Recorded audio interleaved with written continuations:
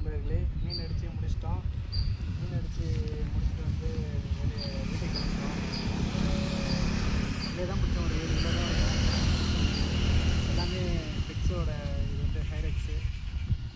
இந்த மாடல் ஃப்ளாக்லேயும் இன்னொன்று பிளாக் ஜெல்லின்னு சொல்லிட்டு இந்த 2 மாடலில் தான் பிடிச்சோம். இன்றைக்கி வேறு எந்த ஃப்ளாகுமே யூஸ் பண்ணல. 2 மாடலில் மட்டும்தான் பிடிச்சோம். உங்களுக்கு வீடியோ அப்டேட் பண்ணுறோம். மீன் அடித்து ஸ்ட்ரைக்கு லைவ் ஸ்ட்ரைக் ஆனதெல்லாம் உங்களுக்கு காட்டுறோம். எவ்வளோ மீன் அடிச்சிருக்கோன்னு சொல்லிட்டு இன்றைக்கி வெளியே எடுத்து வைக்கிறேன் பாருங்கள். இந்த மாடல் வைக்கிறதுனால மீன் சாவாது.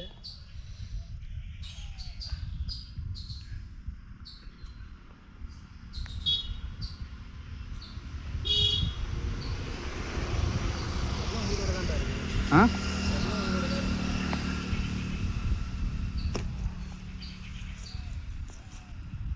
எல்லாமே வந்து 7 1/2 கிலோ அந்தமாரி ரேஞ்சு தான். எதுவுமே வந்து கொஞ்சம் அதில் எல்லாமே நல்ல சைஸான விரல் தான்.